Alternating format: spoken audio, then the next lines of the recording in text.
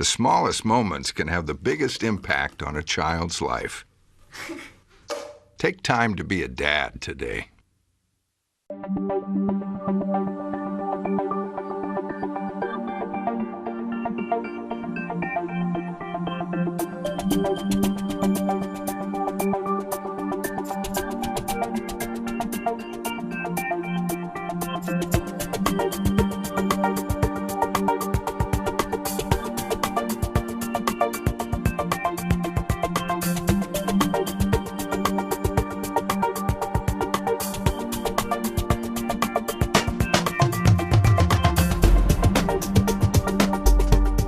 Welcome to This Week with Sheriff Dave Phelan, a weekly program on LSN Television and also a number of our radio affiliates right here in Fairfield County and Central Ohio. Do appreciate you, the viewers and listeners that join us each and every week. And a special thanks for the folks that came out to watch Scrooge at Fairfield Christian Church this past weekend. We had over 3,000 people attend 4 performances, and certainly was an honor to be part of that, and do appreciate the nice comments we've had about that program. With us this week is Sgt Lee Hawks. Good to see you, Lee. Thanks, Sheriff. Sergeant in the second shift of the road division within the Fairfield County Sheriff's Office. Tell us a little bit about your background there. Well, I started in law enforcement in 1995. Went from being a patrolman into investigations. Kind of carried through investigations for about 12 years and ended up being promoted at a different agency, left that agency, returned to Fairfield County, and here I am again. So. And a lot of your background's been in covert operations, right? That's correct. And so you enjoyed that and doing a lot. And so you're working in the evening. That's the busiest time within the sheriff's office. Yes, 3 p.m. to 11 p.m. It's a very steady shift for us. One thing I think we're going to talk about, and then next week we're going to come back and talk to you a little bit about what goes on second shift in Fairfield County and those responsibilities. But certainly I think the nation is certainly thinking and praying about the situation we had in Connecticut with the tragedy of the shootings. And to kind of think about that from a perspective here in Fairfield County, we have about 50 schools in the county. That's secondary, elementary, high schools. And the reality is the schools are safe. They're very safe here in the county. They're very safe in the United States, but tragedy does occasionally happen. What are some things that your people do or you do to kind of prepare for the unthinkable? Well, all 3 of the patrol shifts, make an effort to go by the schools, especially during school hours. We also have school resource officers assigned to the schools that make frequent visits.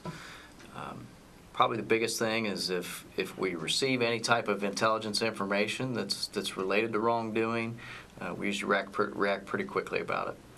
And procedurally,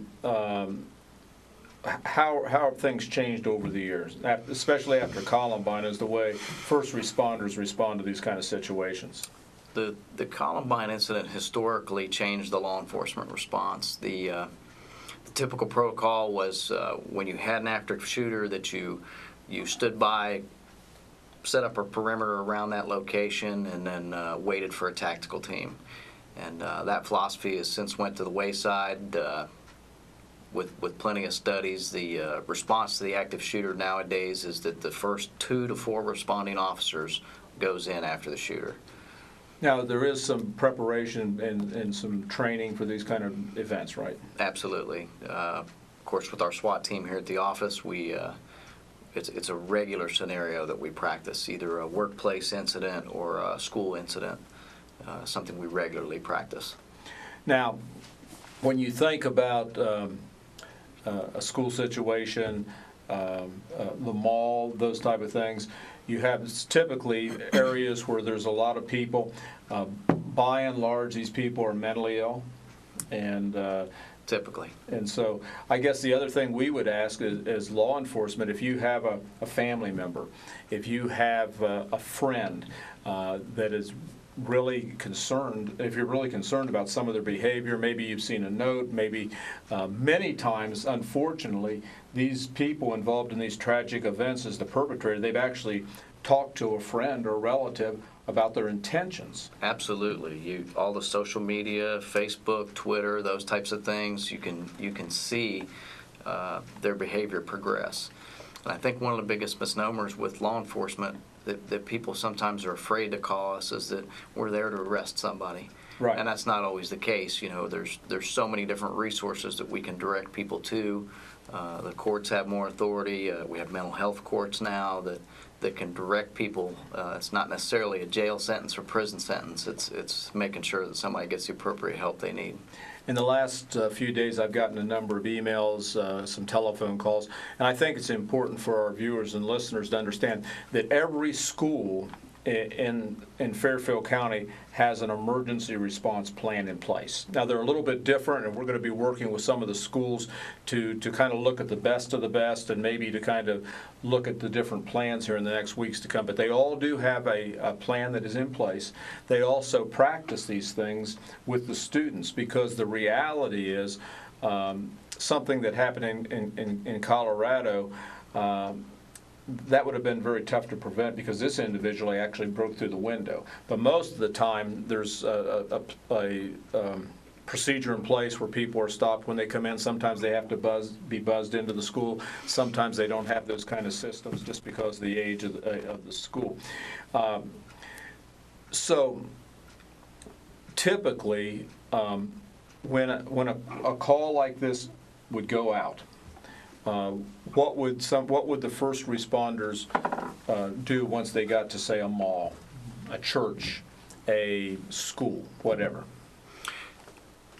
The responders are going to try to go in numbers of 2s or 4s when appropriate. Obviously, the longer they wait, the more casualties that a shooter can produce. So the philosophy now is that they penetrate to the shooter. So you could have several hundred to several thousand people in a mall or school environment.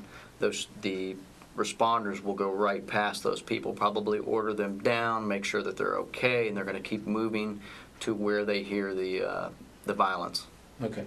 Now, if someone is within a school, building, an office, what should someone do if they have to be in a building? So we're just going to think about, and we're not going to, it could be any location. It could be an office. Sure. We have a lot of these situations where people will come in where they're mad at their employer. They come in, they end up going to the cafeteria, going after the person, they kill other people. Could be a school. Let's say that you're in a building, you hear some shooting. What's some things that a person would want to do to help protect themselves? They obviously want to try to hide. If law enforcement comes in, you need to make yourself visible, let them know that you're not a threat. Obviously try to get to a phone if possible. Yeah. Even if it's an open line, dial 911 and leave an open line so that the dispatcher can hear if you're unable to speak. That way they can help assess the situation while the officers are en route. And some other things I think you would want to keep in mind too is if you can get in, if you're like in an office or something, if you can lock that door, make sure that door's locked or barricaded to keep them out. If you can safely leave the building, that would be something that you may want to do. And I saw something on television that I thought was, actually I saw this on 60 Minutes the other night, where there was a nurse in this school. She had actually hid in a particular office. She and another lady, they were actually there for 4 hours. They were afraid to come out. They didn't know what was going on. And finally, there was a knock on the door. They didn't answer. And over time, they said, "Who is it?" They said, "It's the police." And they actually had the officers put the identification under the door. Yes. And to let them know that way they knew that was the officer. So I think that they probably had some pretty good training, number one. And number two, they certainly acted accordingly. They concealed themselves. They hid. They got a door locked. But even when someone knocked, they were going to make sure it wasn't the perpetrator still out there trying to fool them. Yes, you should demand and make sure that you know who wants to enter and identify themselves. in talking, especially with small children, when we talk to them about predators and things like that, knowing what kind of uniform a police officer actually wears. Because Good many point. imposters wear, one or two items that they can acquire. Where, as we sit here, the sheriff's office all have the same uniforms: the black shirt, the gray tie, the star-shaped badge. We would never have a crest-shaped badge on our shirt. Those are all things that we can teach our kids what to look for. And it's certainly difficult to kind of figure the right things to say. And we know, though, today, like any other time, that the schools in this country are the safest place many kids can be. The chances of something like this happening is very, very unlikely. And I think with all the publicity, sometimes it kind of ups the concern. I know that one lady told me that she wouldn't send her kids to school today, and that the reality is the school is probably the safest place you could be. Everyone's very concerned. They have to put some trust in their school officials and superintendents, the law enforcement, that we're going to do what we need to do to protect their children.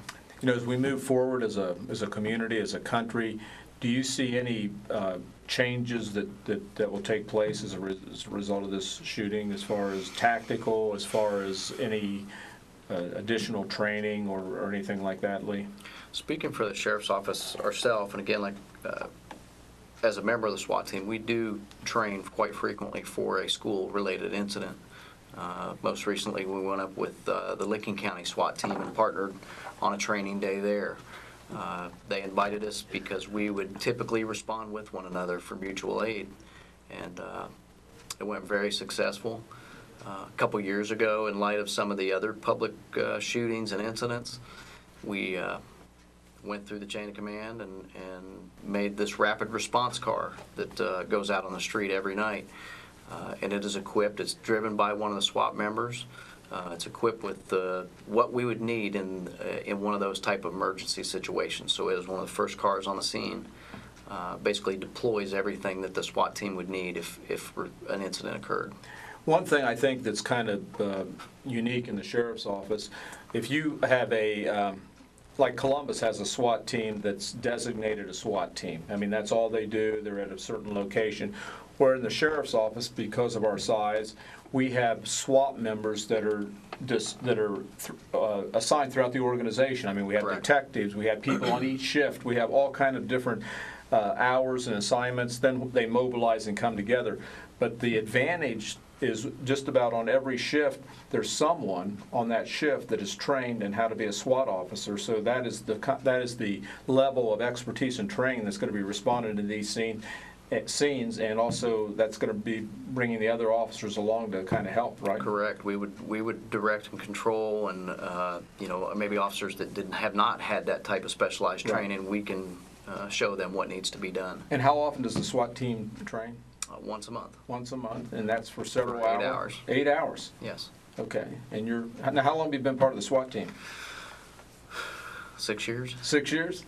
You enjoy that, right? Enjoy it, yeah. And that's, not everybody's going to be the SWAT team, are they? Because you have to try out, you've got a certain level of expertise in shooting, physical agility, those type of things. Fitness is a big factor that rules quite a few people out, and yes, shooting and just some good common sense. With us this week is Sgt Lee Hawks. Appreciate you being here, and if you can join us next week, we're going to talk a little bit about second shift, some of the things you do, what you've seen since you've been the sergeant there, and a lot of fun stuff coming up. All right, well, thank you. Appreciate you being here. Appreciate you, the listeners, the viewers, and the folks here at Fairfield Christian Academy that put this program together each and every week without any expense to the sheriff's office. They donate their time. They do a terrific job, and very much appreciate that. And again, for the folks that came to see Scrooge, we appreciate all the nice comments that you've given us. Well, the clock on the wall says it's about time to go. Until next week, same time, same place, this is yours truly, Sheriff Dave Phelan. God bless, buckle up, and we'll see you right here next week.